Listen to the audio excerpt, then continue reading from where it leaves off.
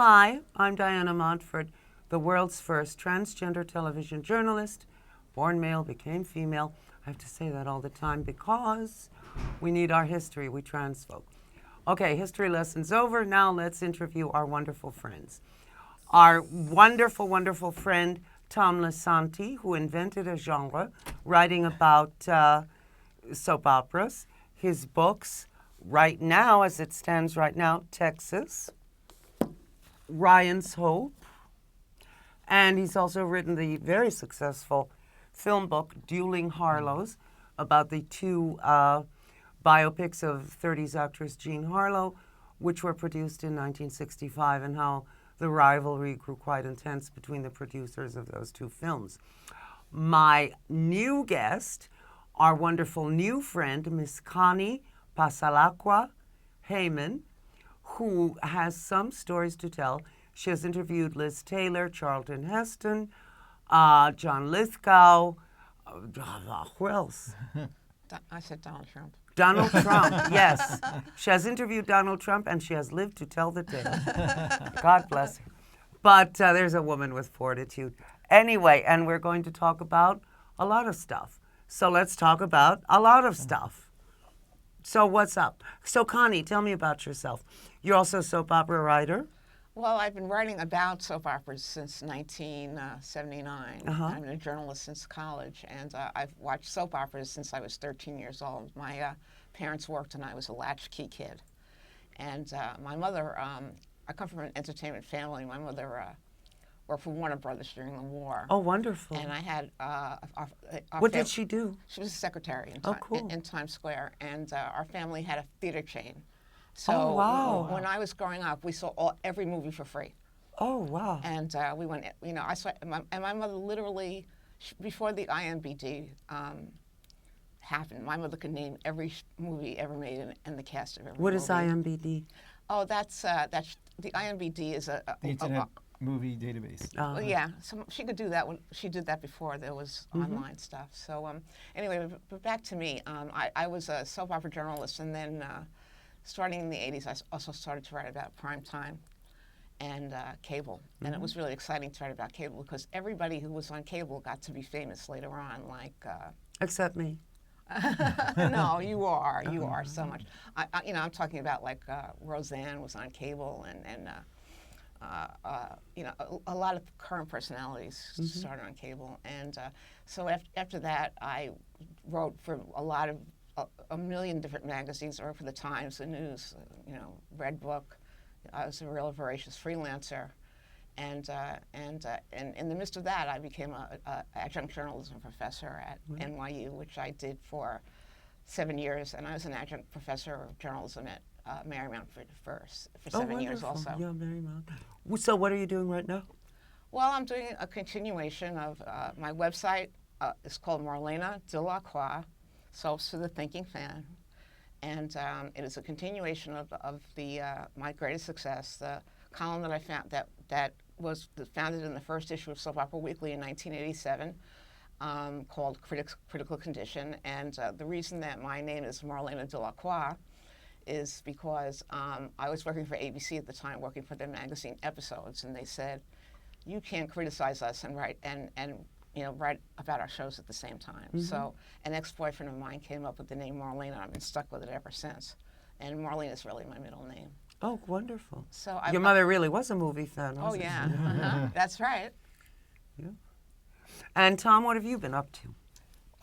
Well, I actually became friendly with Connie because of the Ryan's Hope book, because I would post about it on social media, and Connie talked to me, and we lived near each other, and we had lunch, and we've become friends ever since. And actually, Connie is Connie is a little bit in my Texas book, but she's interviewed fully for my next book about Another World because of her relationship, working relationship with Paul Rausch, who I believe you said when you first started writing, he opened up the world of soap operas for you. He was my mentor. And who is Paul Rausch? He was the executive producer of Another World for at least 15 years and stuff, and very is a notorious producer. He had, when my book comes out, you'll have people like Connie who really loved and respected him, You'll have people at the other spectrum who just despised him, and you'll have people in the middle who kind of admired him, but really wanted nothing to do with him. So he's a big part of the Another World book because it covers from when Another World went to 90 minutes. So it covers from like 1978 to 1982, and those were definitely the Paul Rausch later years. Was going to 90 minutes a good idea or a bad idea? Bad idea. Because no one was willing to give that length of time. Well, I watched it. yeah, Oh, people good. did watch it, but what happened was Paul Rausch and his head writer at the time, Harding LeMay, created a half-hour soap called Lovers and Friends, and that I don't remember that one. that was pulled after 4 months. No wonder I don't remember. And then they retooled it, and it came back as For Richer for Poorer, and that lasted less than a year. And then NBC had this half hour, and they didn't know what to do with it. They tried some variety show, and that bombed. And someone had the idea, I believe it's pretty much Fred Silverman, who was the head of NBC. and who was God in those Right. days. He said, could do no wrong. Why don't we extend Another World, another half hour to 90 minutes, rather than keep trying to come up with a new soap that doesn't catch on? And that's what happened. And unfortunately, it was a time when General Hospital and ABC soaps were rising in the ratings, and it didn't work very well, and it lasted about a year and a half before they pulled it back to 60 minutes. When I was in acting class in the early 80s, some of my friends would get under fives on Loving. So that was an ABC soap, I think. Yes, it was. I think at one point every New York actor worked on a soap. Except me. No, I didn't want to because I thought they will discern that I'm trans and they'll blacklist me for anything and everything. That's terrible. So I never auditioned. This was the early 80s, you know. It's a long time ago. But it's interesting because Today I get a job because I'm trans. So there you go. what Connie and I have talked about was during that time, the 80s, the soap press was really big. Oh, yeah, oh. Soap opera, afternoon TV, soap opera digest. You soap went to opera the weekly. market, Yes. a bunch of soap magazines right there for impulse buys. Yes. And, Yeah. I wrote for all 17 of God, them. under different names. No, my name, before I was Marlena, I was writing for 17 different magazines. Well, wasn't that sort of a conflict of interest? No, because I was a freelancer and I could do Oh, whatever I I see. wanted. Okay. My last full-time job was in 1981. Good. I wish I could say that. But boy, okay. So, So the soaps relied on the press at that time to get publicity. I mean, and like, you have And those stories about being magazines were a treated lot of like- fun. Yeah, treated like queens. And Yes. They treated us like royalty. I mean, we were very friendly with the publicists. There were parties all the time. I mean, you wouldn't believe they sent me. I went to Yugoslavia with Susan Lucci on a remote when they opened up the. They opened up the Iron Curtain. Right. I went to Washington. I went to. ABC was the leader. They had most of the. yeah, I was an the money. ABC girl. I'm Yeah, sorry. they I know had you most of like the money. They Ryan's just Hope. had- Well, you that's know. ABC. But they Ryan's Hope was ABC? Yeah, Ryan's Hope was ABC, Texas, and Another World or NBC. Yeah. Procter and Gamble. But anyway, the networks are very generous there because, and it's the bottom line. They were making all the money and they're supporting prime time, not like now. Now, what's really terrible is that so many soaps have simply been canceled or have moved online where it's difficult to access them. So that is counterproductive. People love their soaps. Even if women today are not housewives and they work all day long, they will somehow access each daily episode with whatever technology they want to use. Right. Yeah. Days of Our Lives went from NBC to Peacock, so that's streams now on Peacock, and then you had General Hospital on ABC, Young and the Restless and the Bold and the Beautiful on CBS, and then last year came the new soap Beyond the Gates, which Which is an all-African American soap, isn't it? See, the main family is African American. before Beyond the Gates came on, everybody thought that soaps were going to die Right. because there were only 3 soaps left. And And they were saying, well, soaps are dying, they're not cost effective. Yeah, I wrote a lot about that. And but then all of a sudden, when CBS committed all this money and time to Beyond the Gates, Right. they really, a lot of people took interest in soaps again. Yeah, well, we've been doing a lot of, thanks to Tom, we've been doing a lot of shows about soaps recently, and we got a terrific reaction. I mean, like on the internet, it says, well, isn't she clever? She's diversifying. And yeah, a lot of people really love soaps, past and present. It's not only today, it's like people have such a personal relationship with their favorite soaps. Well, it's because you grow up with shows. I mean, I've grown up with a lot of the actors that I've interviewed. I used to say, look, I used to watch you when I was 10 years old. Eric Braeden just got over pneumonia. Right, he's 81. God bless him. And, you know, I mean, you feel like and this is when I was a teenager, and this is why I watched soaps in the first place, was because I felt like these people were my friends. Me too. Right. I love Dark Shadows. That was my all-time favorite. Yeah, everyone. That's my favorite. As a little kid, that was my favorite. And also now with the soap, I think with the older soaps like Texas and the ones aren't on anymore, there's a nostalgia for it. Exactly. And or even like people would love to see old episodes of even some of the soaps that are on now. Don't you sometimes put, or someone puts, complete episodes? Yes. Yes. Which I think and is there are wonderful. whole websites that do nothing but that. Isn't that great? Good. Yes, people take their VHS tapes and they have them digitized, or like there's a guy named Chuck that does it for Texas, another guy named Ed that does it for Another World, where they'll take your tapes, digitize them, that and they great? put them on YouTube. Isn't that great? Yeah, and this Ryan's Who Hope knew too. that this would become the historical record when they were at work and just taping it at home and all that? And including the commercials. And also, YouTube is such a, I mean, everything's on YouTube. I know that if I get depressed in the middle of the night, I can get up and watch all my children. Right. You know, I can watch Erica give her husband's business. You Each know? one of them, yes. Yes. Yeah. She's had a few, yes. 10. Oh, Lord. Really? But, you know. Oh, my God. And this woman didn't win an Emmy for 18 years. She should have just... Well, what's frustrated fans, though, for a long time is that none of these streaming services or these channels like My Generation and all these nostalgia channels like Right. TV Land would rerun soaps. They never know. They other than, rerun like, obscure series nobody ever saw and from comedies. 1962. I mean, SoapNet was but the not last. soaps. agree. SoapNet was the last one that tried it from like 2000 to 2005, maybe. So why didn't that take off? Well, it did for a while. I Oh, just think they weren't making any money in advertising. You know, Yeah. it all boils down to money. I think they just weren't making money in the advertising. But No. just recently, as of I think it was this week, The Bold and the Beautiful. There's an app now where you could pay a yearly fee, and you have access to The Bold and the Beautiful, the entire run of the series back to 1987. It's great that they say a lot of soaps reused the tapes. Right, back and in the they 70s. just threw Yes. away the episodes, never realizing that this was part of people's lives Yes. that they would want to see when they're 60 years old because they saw these things when they were 10 years old. Yeah. By the time when The Bold and the Beautiful came on, I think in 1987, the networks stopped wiping the Good. tapes. So, and even Ryan's Hope started in 1975, and the creators and producers, Claire Labine and Paul Mayer, they kept the tapes, and they paid out of their own pocket to store them in And people thought they New were Jersey. crazy, yeah. People thought they were like, what are you doing? Why are you wasting your money? And they're like, no, we want to save them.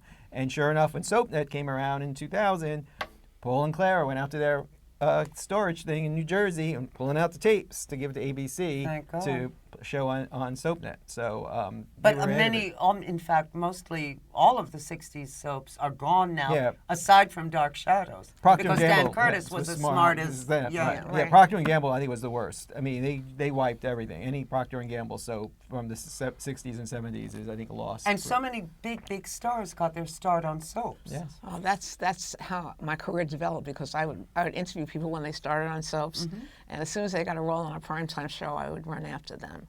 You know, and so many people. Well, so okay, many Julianne people. Moore, who's a big star, started on soaps. I interviewed her when she was nobody. She had a nice place in the village, a wonderful boyfriend who was her husband, and Doug Moreland wrote Franny twins for her on As the World Turns. Right. And she was so wonderful and so sweet.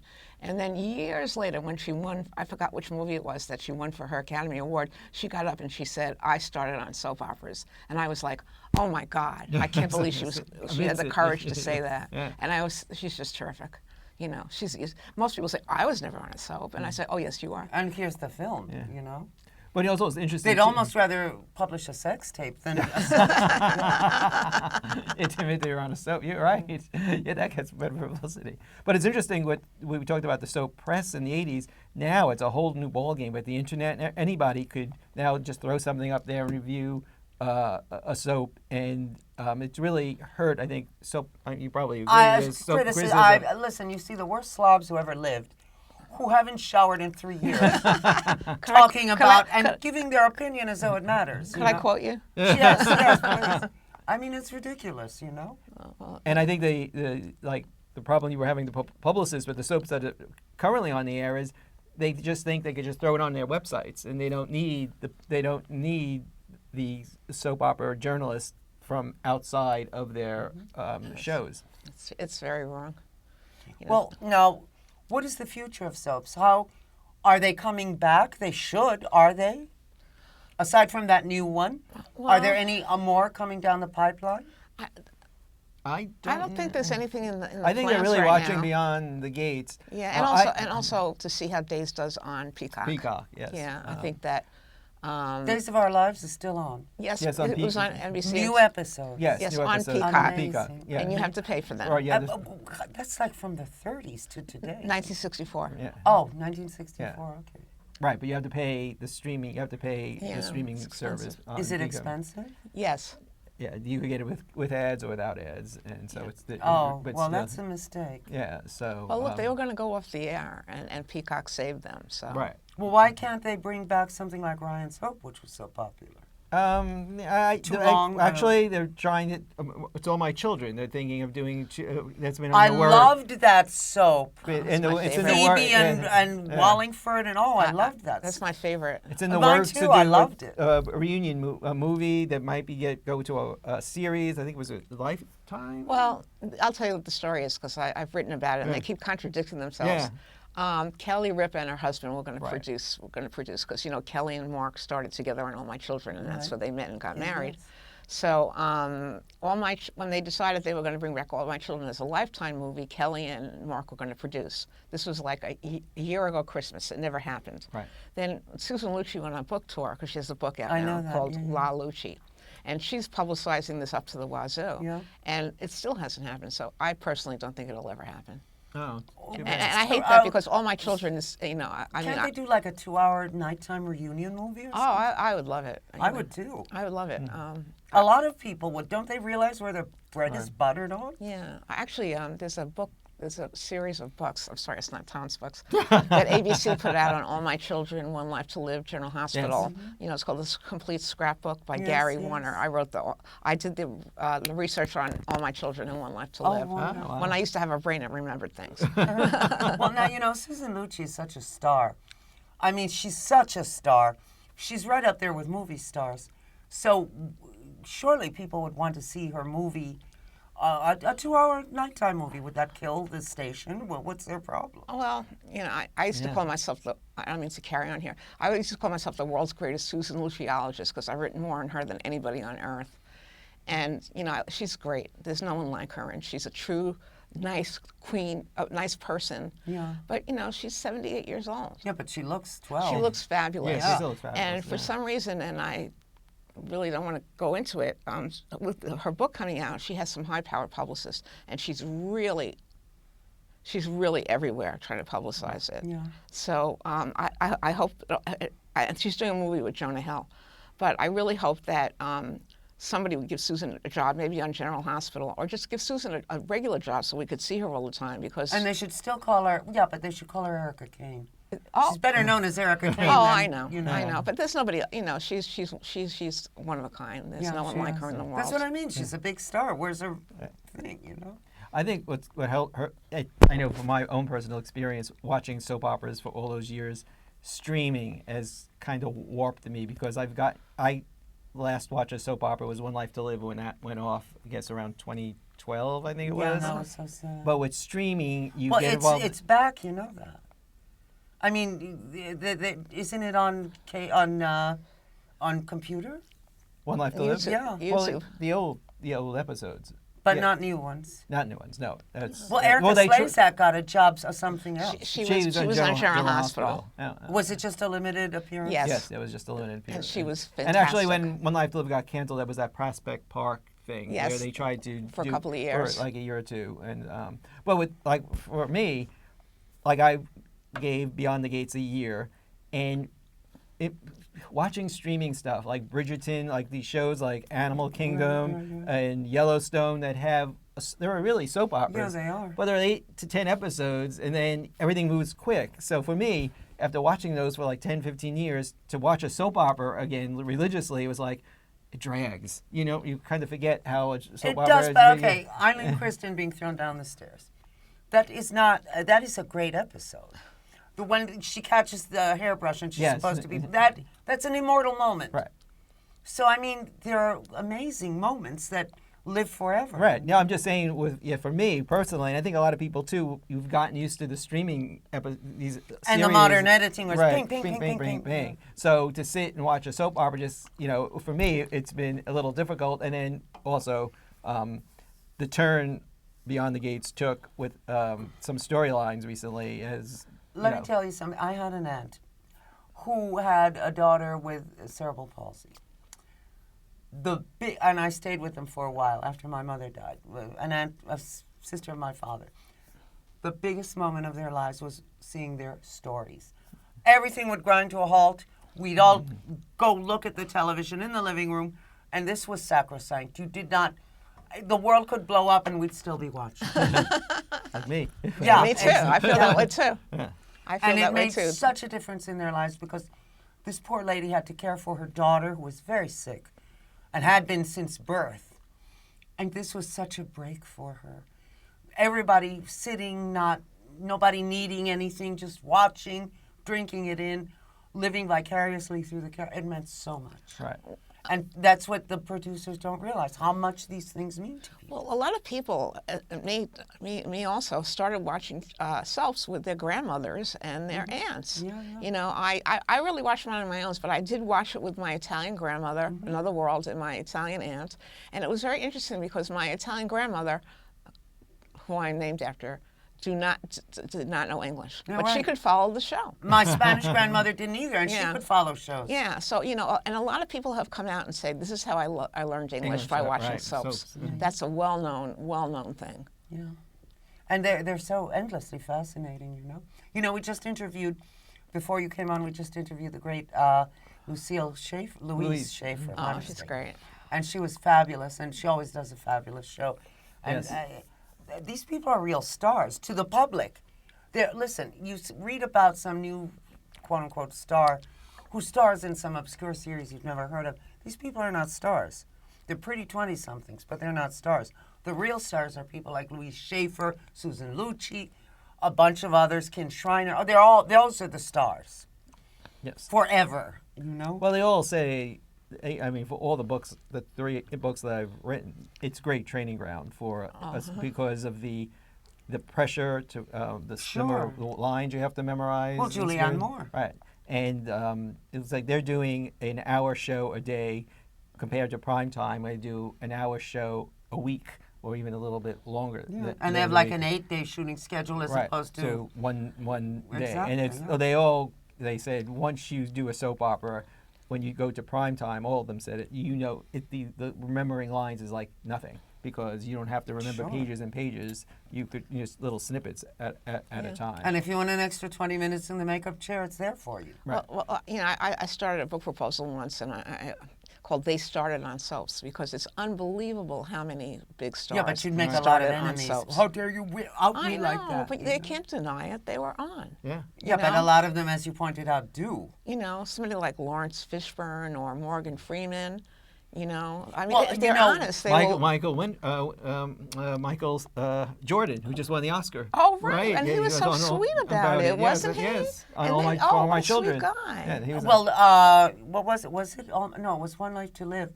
They did the first drama in the late 60s, 1968, about a woman of color, an African-American woman, passing for white. Yes. Right. Ellen Holly, I believe her Yes. name was, playing Carla Benari. right. Right. And it was very imitation it was of life. fantastic. Yes. Yes, it was fantastic. Yeah, and then she reconciled herself to being an African-American woman and fell in love with a police detective who was African-American. Yeah, that was a great And start. he was a Yes. great actor too. I Al forget- Freeman, yeah. Yes, Yes, yes. And he was a big yeah. movie star, too. Yes, he Right, was. Right, You know. yeah. He did My Sweet Charlie, which won an Right, Emmy. Emmy. Yes. Yes, Yeah. exactly. Yes. So many people started on Do soaps. people out there know what we're talking? We're also.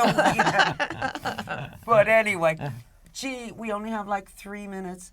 So how can people contact both of you, and how can they get your wonderful books? So both books are available on Amazon.com, BarnesandNoble.com, through independent sellers, and I'm easy to find on Facebook and Instagram, and I have a website. Want to spell your name?